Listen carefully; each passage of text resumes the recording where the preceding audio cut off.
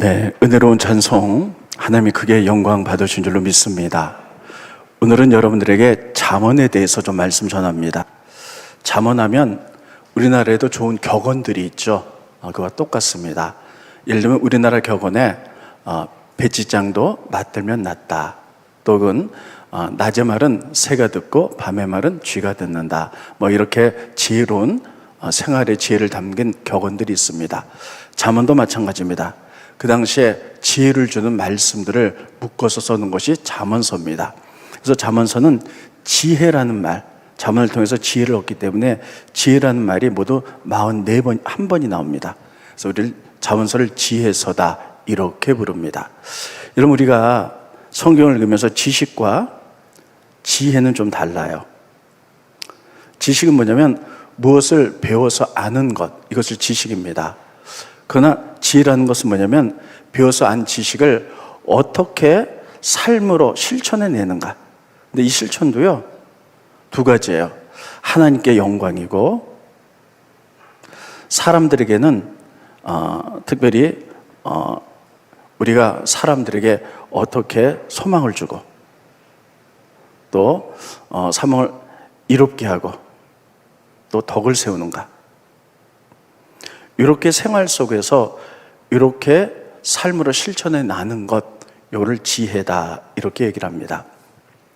그래서 잠언서는요, 쓴 목적이 1장에 잘 나타나고 있습니다. 우리 1장 스크린 보겠습니다. 잠언서 1장 2절로 3절에 보면 잠언서를 쓴 목적, 이는 지혜와 교훈을 알게 하고,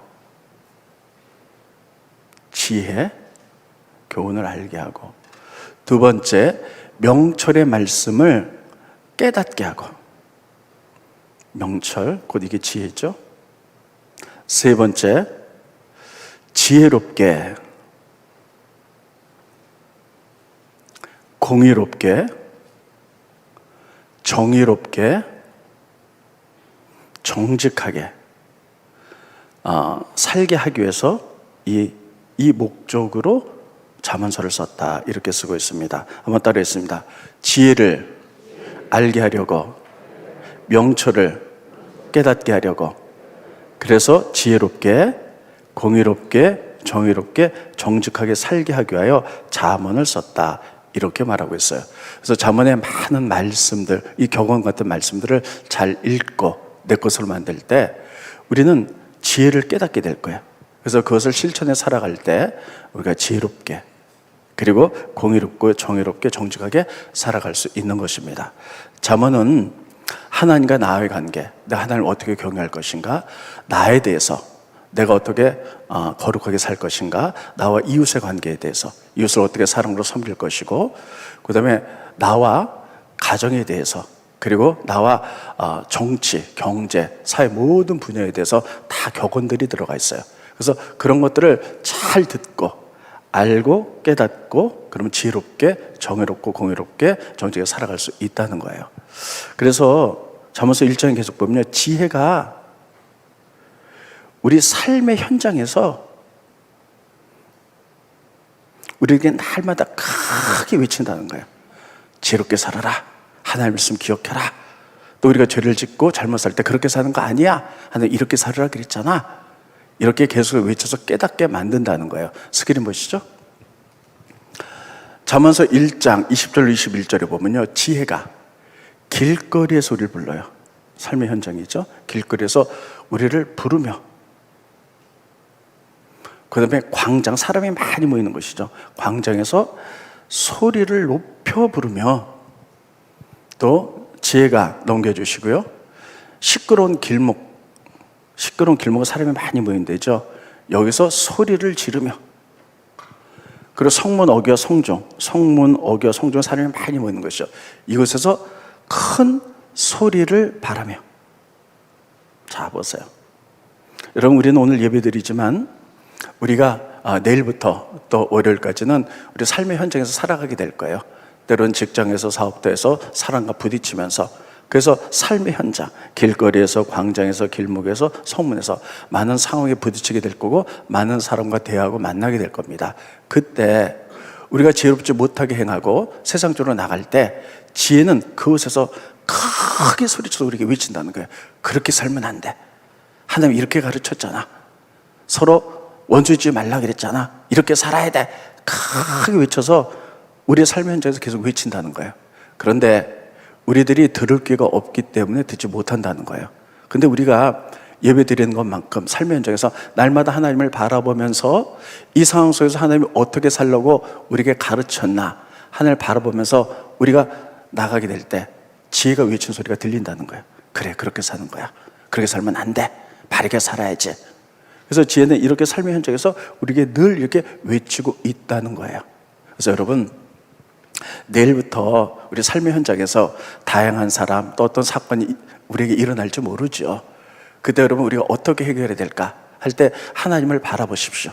그때 지혜 하나님께서 크게 이렇게 하는 거야, 저렇게 사는 거야, 이렇게 살면 안 돼 외치는 소리가 들리게 될 줄로 믿습니다. 그래서 우리가 지혜롭게, 공의롭게, 정의롭게, 정직하게 살아가기를 예수님 이름으로 축원드리겠습니다. 이게 잠언의 목적이에요. 자, 그러면 잠언은요 여러 가지 격언들 같은 말씀으로 굉장히 많은 이제 내용들이 있어요. 그 가운데 가장 많이 나오는 것, 일반적으로 많이 하는 것은 빼고요, 몇 가지만 여러분께 말씀을 전하도록 하겠습니다. 첫째, 잠언 가운데 우리가 유심히 봐야 될 것은 따라해 보겠습니다. 반대 정신. 네, 반대 정신으로 나가라는 거예요. 이 얘기는 뭐냐면요, 반대 정신은 세상의 가치관과 하나님의 말씀이 달라요. 가치관이 달라요. 근데 세상의 가치관도요, 하나님의 말씀에 부합할 때가 있어요. 그때 우리가 적극적으로 그렇게 살아가야 되죠. 그런데 세상은 뒤틀려 있기 때문에 하나님 말씀과 전혀 다를 때는요, 하나님의 말씀을 따르는 반대 정신으로 우리가 나가라는 거예요. 그래서 성경에 이렇게 말하고 있습니다. 스크린 보시죠. 잠언 25장 21절로 22절을 보면 내 원수가, 자, 우리가 신앙생활 하면서 삶을 살면서 이런 묶여있는 사람들 있죠. 그때 그들이 배고파거든 어떻게 합니까? 아이고, 그럴 줄 알았어. 그렇게 하지 말고 음식 줘서 먹여라. 배고파할 때. 반대로 나가라는 거죠. 그리고 목말라 하거든 여러분 물 마시는 거 탁 쳐버려서 못 맞게 하지 말고 물을 줘서 마시게 하라. 이게 뭡니까? 반대 정신을 하라는 거예요. 그럼 어떻게 되느냐? 그리하는 것은 핀 숯을 그리 머리 위에 놓는 것과 일반이요. 여러분 숯불이 뜨겁죠? 근데 그 원수의 머리가 탁 놔요.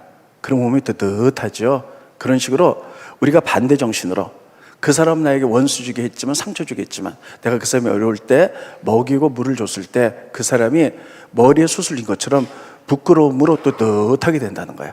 그래서 그 사람도 깨닫게 된다는 거예요. 그래서 반대 정신으로 나가라. 이게 지혜가 우리에게 막 소리 높여 원수가 있을 때 외치는 소리들이에요.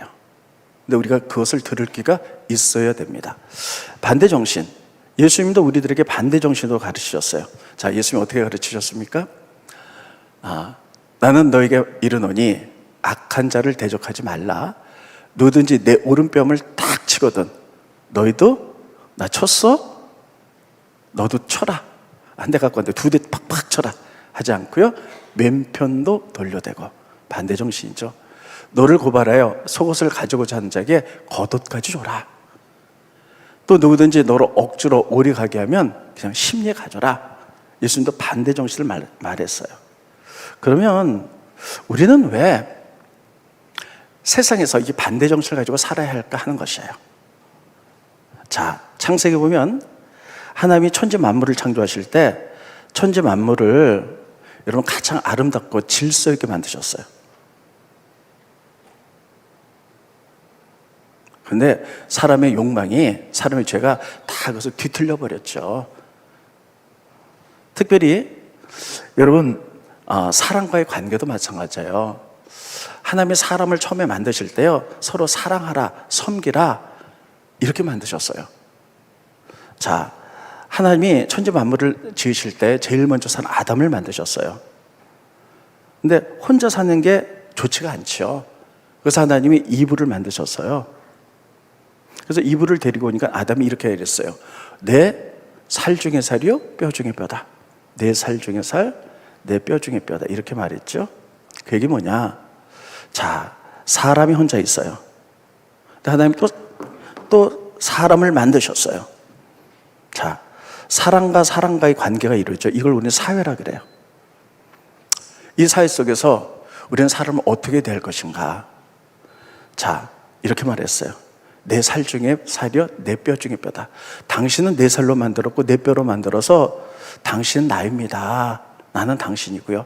그래서 내가 나를 사랑하듯이 당신을 사랑하겠습니다. 따라했습니다. 내가 나를 사랑하듯이 당신을 사랑하겠습니다. 섬기겠습니다. 예. 이렇게 하나님이 천지 만물을 이렇게 아름답고 질서 있게 사람도 이렇게 하라고 만들어 놨어요. 근데 여러분, 이 땅에 죄가 들어오면서요, 사단에 의하여 이 하나님의 질서가 완전히 다 뒤틀려 버렸어요. 그래서 이렇게 안 살아요. 자, 아담과 이브가 하나님의 에덴 동산에서 선악과 먹지 말라 근데 그거 따먹고 죄를 졌죠. 그래서 쫓겨났어요. 자, 죄가 들어왔어요. 그 다음에 그들이 자녀를 낳는데 가인과 아벨을 낳습니다. 그런데 이들이 하나님께 제사를 드렸는데 하나님이 가인의 제사는 받으셨는데 아벨의 제사는 받으셨는데 가인의 제사는 안 받으셨어요. 그러니까 가인이 어떡합니까? 야, 저 아벨만 없으면 하나님이 내 제사를 받으셨을 텐데. 시기, 질투, 그리고 아무도 없을 때 그를 죽이죠. 그래서 살인, 상처, 분노. 죄가 들어오자 이런 사람과의 관계에서 이런 것들이 생기기 시작했다는 거예요. 원래 하나님이 사람을 만드셨을 때 가장 아름다운 질서는 뭡니까? 사랑하고 섬기라는 거예요. 이게 하나님이 이게 만드신 사람에 대한 질서인데 죄가 들어오니까 이게 다 뒤틀려 버렸어요. 그래서 사랑과 섬김보다는 시기, 질투, 살인, 분쟁, 분노, 상처 때문에 서로 죽이고 살리고 이런 일들이 벌어졌어요. 그렇기 때문에 하나님은 죄와 사단으로 해서 뒤틀 이 세상 가운데 하나님이 만드신 창조 목적으로 다시 세우라는 거예요. 이게 바로 반대 정신이에요. 물론 이 땅의 세상의 가치관에는요, 하나의 창조 질서가 똑같은 것도 많아요. 그건 그대로 이렇게 적극적으로 해나가야죠. 근데 하나님이 만든 질서, 창조 질서에 어긋나서 뒤틀린 것들은 우리들이 보면서 반대 정신으로 해서 바로 잡으라는 거예요. 그래서 예수님이 원수가 오른뺨 때리면 너도 오른뺨 때리려 하지 말고 왼뺨 내밀어서 반대 정신으로 살아라는 거예요. 자, 따라했습니다. 반대 정신. 그래서 여러분, 우리가 내일부터 또 우리가 삶의 현장에서, 직장에서 원수와 같이 맞을 때가 있어요. 그 원수라고 해서 우리가 서로 이렇게 말로 이렇게 뒤엉켜 있는 사람들이 있죠. 꼭 말을 해도 꼭 상처 주는 말을 하는 사람. 그 사람 보면 괜히 그냥 분노가 일어나는 사람. 이럴 때가 있죠. 이럴 때 여러분, 우리가 하나님을 향하면 특별히 하나님이 지혜를 통해서 이렇게 크게 말씀한다는 거예요. 사람 모인 거에서. 그렇게 살면 안 돼. 하나님이 사람을 어떻게 하라 그랬어? 사랑하라 그랬잖아. 섬기라 그랬잖아. 원수를 용서하라 그랬잖아. 원수 갚는 건 하나님께 맡기고 너희가 해야 될 일은 이거야. 막 외친다는 거예요. 그래서 그것을 듣고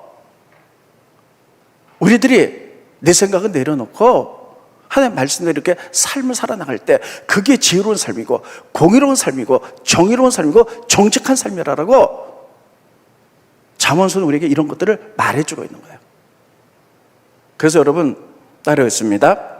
지혜가 외치는 소리를 듣자. 다시요. 지혜가 외치는 소리를 듣자. 안 들려요. 왜 안 들리냐? 내 마음이 하나님께 안 가 있기 때문이에요. 삶의 현장에서 세상의 가치관대로 그렇게 살아가니까 지혜가 아무리 소리쳐서 외쳐도 안 들려요. 그런데 우리가 삶의 현장에서 우리가 예배 드릴 때 하는 게 집중하는 것처럼 삶의 현장에서 누구를 만났든지 어떤 상황이 오든지 간에 내 마음이 하나님께 가 있으면서 사람들을 만난다면 지혜가 외치는 소리가 들리는 거예요. 이렇게 살아라 그랬잖아. 원수가 있는데 원수 사랑하라 그랬잖아. 원수 갚는 거 하나님이 한다 그랬잖아. 그래서 우리가 그렇게 삶을 살아가는 게 이게 바른 삶이라는 거예요. 그래서 반대 정신으로 살아가라는 거예요. 여러분, 성경에 보면요, 반대 정신으로 살아가서 하나님 정말 그 사람 위대해, 우리에게 모델로 보여준 사람이 있어요. 그 사람이 누구냐? 다윗입니다. 다윗은 참 하나님 보시기에 내 마음이 합한 자다 하고 그를 굉장히 높이셨죠.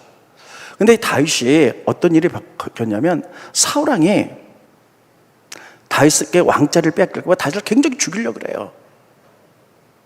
그래서 어린 다윗이 수금을 치면서 찬양하는데 사울이 그냥 창을 가지고 그를 죽이라고 팍 던져요.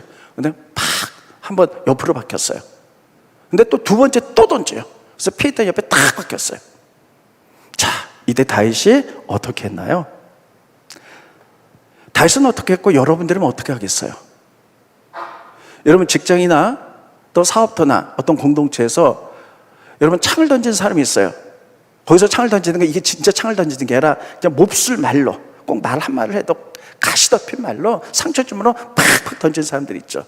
이때 여러분들은 어떻게 반응하세요? 어떻게 반응하세요? 한 번은 참아요. 그렇지 않으니까 내가 참아주자. 근데 두 번째 또 막 몹쓸 말을 해요. 그러면 우리가 생각에 이거 그냥 놔뒀다가는 나를 우습게 보겠는데? 그래, 나도 뻔때를 보여주자. 이렇게 당할 수만 없자고 나도 막 말해요. 상 던지고 던지고 던지고. 여러분 성경은 우리에게 그렇게 가르친 적이 없어요. 다윗이 어떻게 했을까요? 사울이 창을 탁 던졌을 때 한 번 피했어요. 두 번째 창이 날라왔어요. 피했어요. 다윗이 그러면 저가 나를 죽이려고 해? 그래, 한 번 더 참아주자. 두 번째도 죽이려고 해? 내가 이렇게 당할 수만은 없지. 나도 창을 뽑아서 그에게 던지는 거 이거 정당방위야? 그럴 수 있었을까요? 근데 그는 그렇게 하지 않았어요. 그는요, 그때 지혜가 하는 말씀에 귀를 기울이고 열었던 거예요. 그러니 피하는 거예요. 왜 피했을까요? 자기도 원수 갖고 싶겠죠. 자기도 창 던지고 싶겠죠. 성경은 뭐라고 말했어요? 원수 갚는 건 하나님께 맡겨. 이건 하나님이 하시는 거야. 너는 사람을 사랑하고 섬기는 거야. 그래서 그냥 이 일이 없었던 것처럼 아주 그대로 또 그냥 편안하게 생활해 나가는 거예요. 우리가 보기엔 참 어리석은 것 같아요. 근데 다시 이렇게 삶을 살았고, 하나님은 그것이 하나님 마음에 합했다라고 그렇게 말하고 있어요. 이게 다시 1편이에요. 2편. 사울이 계속 다윗을 죽이려고 해요. 그러니까 다윗은 이제 도망가기 시작합니다. 그러다가 엔게디 황무지에 어떤 굴에 들어갔어요. 굴에 들어갔는데 여기 다윗이 있고 부하들이 있어요. 사울이 쳐들어왔어요. 그러다 굴 속에 발을 가리우러, 그러니까 용변을 보러 깜깜한 굴 속에 혼자 들어갔어요. 안에 다윗이 있었죠. 그리고 다윗의 부하가 이렇게 합니다. 왕이여, 저가 당신을 죽이러 왔습니다. 하나님 주신 기회입니다. 그를 죽이십시오. 근데 다윗이 안 죽여요. 안 죽인 이유는 두 가지예요. 첫째, 하나님이 기름 부은 왕이다. 내가 죽일 수 없다. 두 번째, 원수 갚는 건 하나님께 달렸는데 하나님이 우리에게 가르침은 무엇이냐? 원수 갚는 건 하나님께 달렸고 너는 사람을 용서하고 사랑하고 섬기라고 하지 않았느냐? 그래서 안 죽이죠. 두 번째, 또 이번에는 시황무지에 있었을 때 사울이 또 다윗이 죽이려고 쳐들어옵니다. 그래서 그날 밤에 다윗이 아비새하고 같이 있는데 사울이 잠이 들었어요. 그때 다윗 옆에 아비새가 이렇게 갑니다. 왕이여, 저를 죽이십시오. 당신 죽이러 왔습니다. 이게 벌써 몇 번째입니까? 이건 정당방위입니다. 왕이 못 죽이겠다면 명령만 내리면 왕의 손에 피 흘리지 않고 내가 죽이겠습니다. 이렇게 얘기를 해요. 그랬더니 다윗이 말하기를, 첫째, 하나님이 기름 부은 자이기 때문에 내가 안 죽인다. 두 번째, 원수 갚는 건 하나님께 달렸어. 내가 하나님께 배운 모든 교훈들은 원수 갚지 말고 사람들을 사랑하고 섬기라고 배운 것이야. 내가 섬겨서 이거 배웠어 하고 안 죽이는 거예요. 스크린 보십니다. 사무엘상 26장 8절로 10절에 보면 아비새가 다윗에게 이르되 하나님이 오늘 당신의 원수를 당신의 손에 넘기셨나이다. 그러므로 청하노니 당신이 못 죽인다면 내가 창으로 그를 찔러서 단번에 땅에 꼽게 하소서. 내가 그를 두 번 찌를 것도 없으리이다 하니 다윗이 아비새에게 이르되 죽이지 말아라. 첫째 이유, 누구든지 손을 들어 여호와의 기름 부음 받은 자를 치면 죄가 없겠느냐 하고, 둘째, 다윗이 또 이르되 여호와의 살아계심을 두고 맹세하노니 여호와께서 그를 치시리니 원수가 없는 거 하나님께 달렸다는 거예요. 혹은 죽을 날이, 사울이 죽을 날이 이르거나 전쟁에 나가서 죽게 될 것이다. 반대정신이죠. 그리고 그는 섬김과 사랑으로 나가는 거예요. 이게 하나님 마음에 합해가지고 다윗이 가장 하나님 보시기에 합한 사람들, 그렇게 이름을 붙였습니다. 여러분, 잠언은 아까도 얘기했지만 잠언서를 통해서 지혜롭게, 정의롭게, 공의롭게, 정직하게 살게 하기 위해서 우리에게 가르치는 말씀이고, 그 하나님의 지혜의 말씀이 우리가 삶의 현장에 누구를 만났든지 간에 어떤 상황이 오든 간에 크게 소리 지른다는 거예요. 말씀대로 살아. 그렇게 살면 안 돼. 그래, 그렇게 살아야지. 근데 우리는 삶의 현장에서요, 내 마음대로 살아요. 그래서 지혜가 더 소리를 지르는 거예요. 그렇게 살면 안 돼.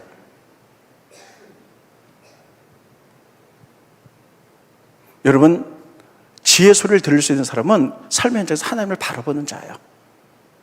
우리가 하나님, 이 상황에서 어떻게 하면 좋겠으며 하고 날마다 하나님을 바라볼 때 소리 높여 외치는 지혜의 하나님의 소리가 들릴 줄로 믿습니다. 우리가 그렇게 사시기 바랍니다.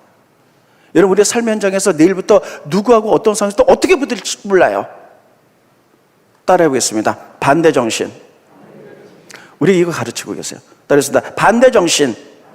우리가 원수를 만나가지고 내가 욕하려고 할 때, 혈기가 막 올라갈 때, 시기, 질투가 일어날 때, 악함이 일어날 때 지혜가 소리쳐 외쳐요. 반대정신. 그렇게 살면 안 돼. 그건 세상이 만드는 거야. 하나님 만든 아름다운 세상을 다 죄들이 뒤틀려 놨잖아. 그건 세상에서 하는 거야. 반대정신. 선하게 살아라. 믿음으로 살아라. 반대정신을 외친 지혜 소리를 들을 수 있기를 예수님으로 축원드리겠습니다. 이게 지혜로운 삶이에요. 이게 잠언에서 우리에게 하시고자 하는 말씀이에요. 제가 아는 어떤 집사님이 계세요. 여자 집사님. 근데 시댁하고 관계가 너무 안 좋은 거예요. 그래서 이제 시댁에 뭐 명절이나 부모님 생신이나 뭐 이럴 때 이제 가잖아요. 근데 너무 가기가 싫은 거예요. 가면 안 좋은 소리 듣고 막 분노만 일어나고, 돌아와서는 막 남편한테 막 화풀이하고 부부싸움 이러니까 이제 안 가고 싶은 거예요. 근데 그분이 어느 날 잠언을 읽었어요. 그래서 반대 정신을 생각했어요. 그래서 굳게 마음을 먹고, 내가 이번 이제 명절 때는 반대 정신으로 내가 하겠다. 하나님 바라보며 결심을 하고 갔어요. 이제 갔는데 너가 막 뭐라 그러면요, 오히려 사랑하고 섬기고 좋은 말로 하고, 막 돈 얘기하면 나오면 자기가 막 이렇게 베풀고. 여러분, 불은 무엇으로 꺼요?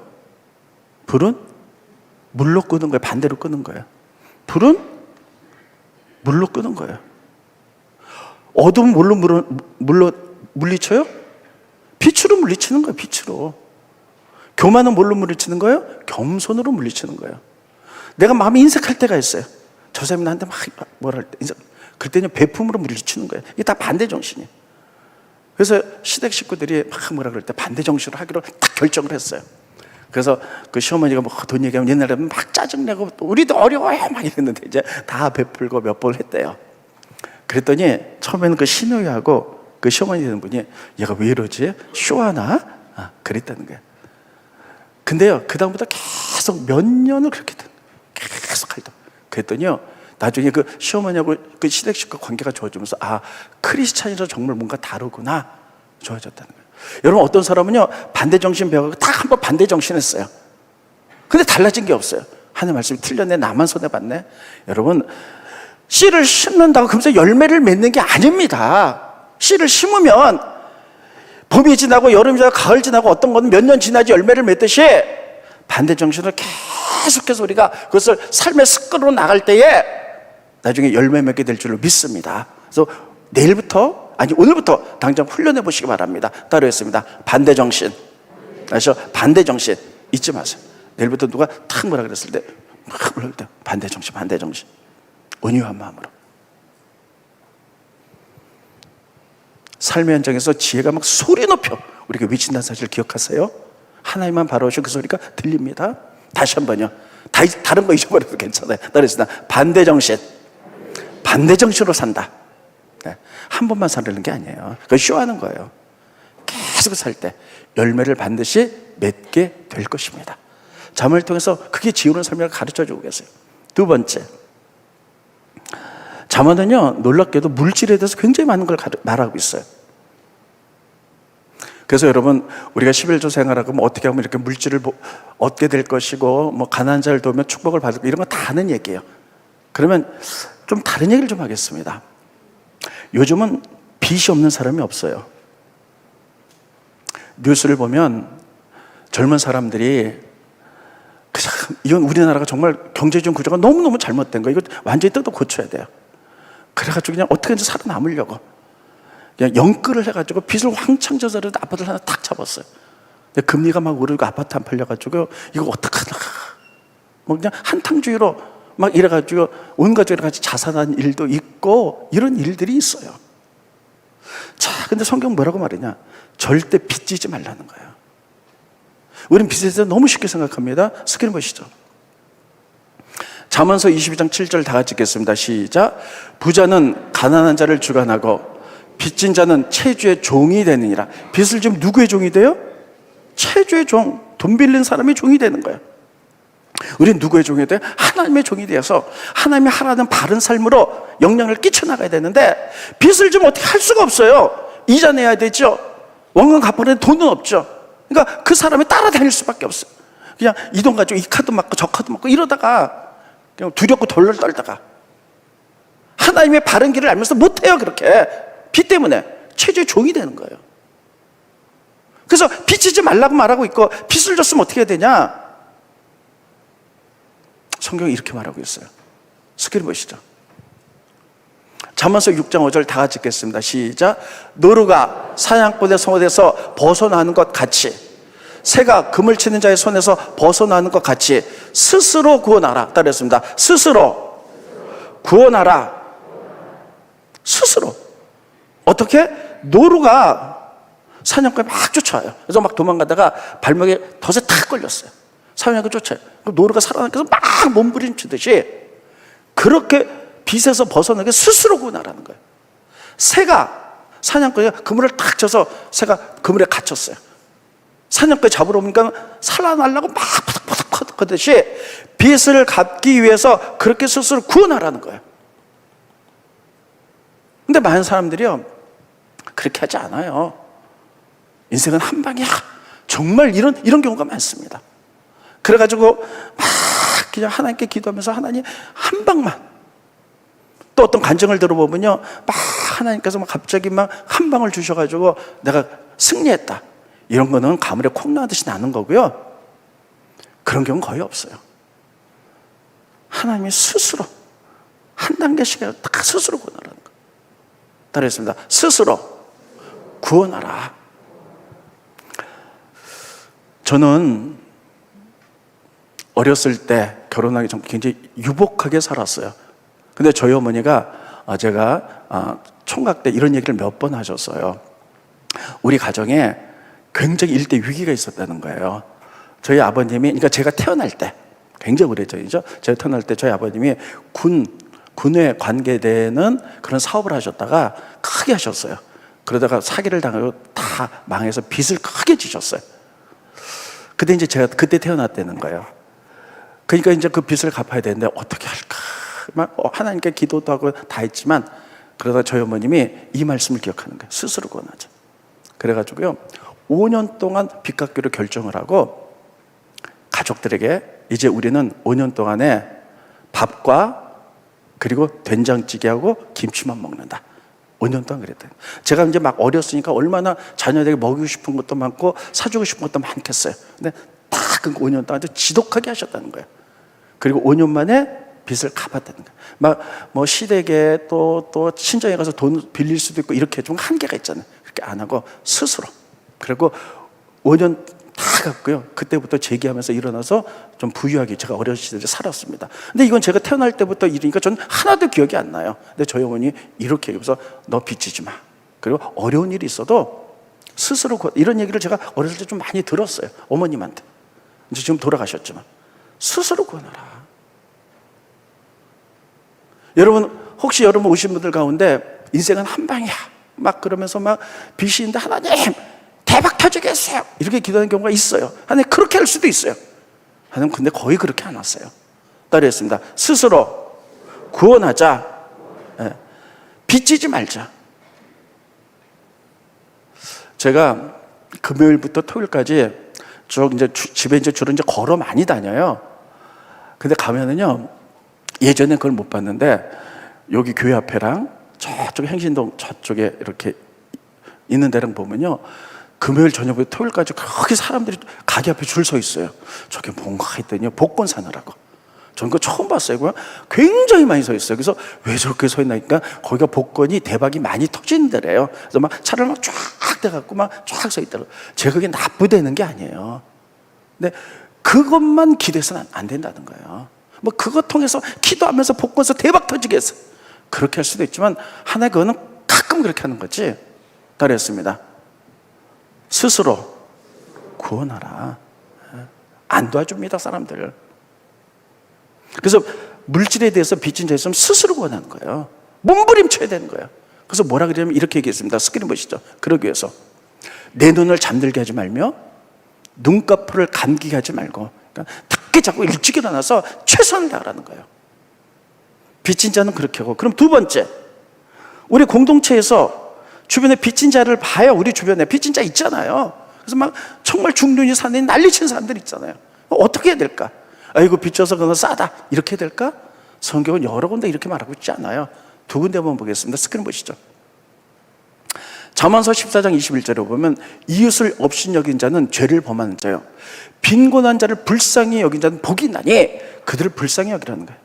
그래서 도울 수 있는 범위 내에서 도우라는 거예요. 한 군데 더 봅니다. 스크린 보시죠.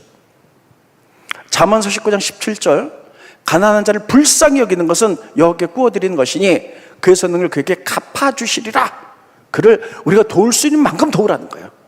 여러분 정말 빚 때문에 막 힘들어하는 사람들에게 우리가 조금 돕는 것 같고요, 그 사람 문제 해결되진 않아요.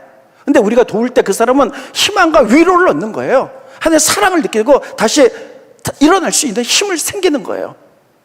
그래서 첫째, 빚지지 말고, 빚진 자는 그냥 스스로 구원해서 몸부림치고 최선을 다하고. 두 번째, 우리 주변에 가족이나 또 우리 공동체 빚진 자가 있으면 우리가 도우라는 거, 최선을 다해서 그들이 일어날 수 있도록. 그리고 세 번째, 경제에서 모든 사람들이 하는 말은요, 특별히 결론입니다. 잠언은 솔로몬이 졌어요. 그리고 아굴이라는 사람이 졌어요. 아굴이 물질에 대해서 오늘 여러분 본 말씀 읽으신 내용이에요. 그가 기도한 것을 아굴의 기도라 그래요. 따르겠습니다. 아굴의 기도. 뭐라 그러냐면 두 가지겠어요. 하나님, 저로 정직하게 살게 해주십시오. 정직하게. 두 번째, 저로 너무 가난하게도 하지 마시고 부하게도 하지 마십시오. 너무 가난해서 내가 도둑질 할까 봐, 너무 부해서 돈이 많아가지고 내가 하나님이 없다고 교만 떨까 봐, 그게 나에게 일용할 양식을 주십시오 라고 잠언의 아굴이 그렇게 기도해요. 스크린 보십니다. 오늘 본 말씀입니다. 자, 그러면서요, 자 보세요. 잠언서 30장 7절로 9절을 보면 이게 아굴의 잠언이에요. 내가 두 가지를 주께 구하였사오니 내가 죽기 전에 내게 거절하지 마십시오. 곧 첫째, 헛된 것과 거짓말을 내게서 멀리하게 하시고 제가 정직하게 살게 하시고, 나를 가난하게도 마시고 부하게도 마시고 오직 필요한 양식으로 나를 먹이시옵소서. 혹 내가 배불러서 하나님을 모른다, 여호와가 누구냐 할까 하오며, 혹 내가 가난하여 도둑질하고 내 하나님의 이름을 욕되게 할까 두려움이다. 여러분, 이게 아굴이 하나님께 정말 했던 기도예요. 저는 이거 보면서요, 인생을 좀 살아보고 나이가 60대 중반이 되니까 이 기도의 의미가 뭔지를 알겠어요. 여러분이나 저나 나이 드신 분들 전부 다 우리가 정말 빛나던 시절도 있었잖아요. 젊었을 때 그냥 막 야망을 가지고 막 이런 시절도 있었잖아요. 근데 그게 다 지나가는 거더라고요. 다 지나가. 정말 하나님 나에게 돈 좀 주십시오, 내가 하나님으로 쓰겠습니다 막 이래가지고 그런 적도 있었고. 그 물질 때문에 하나님이 가려준 적도 있었고, 정말 힘들어가지고 정말 죽을 만큼 힘들었던 적도 있었고, 다 그런 게 다 지나간 세월이에요. 근데 나이가 들어보니까요, 이게 정답이구나. 나로 정말 잘 사는 사람이 뭐냐? 정직하게 살게 하시고. 두 번째, 물질에 있어서는 너무 가난하게 하지 마십시오. 내가 도둑질 할까 무섭습니다. 너무 부자 되게 하지 마십시오. 옛날에는요, 정말 그런 기도가 됐어요.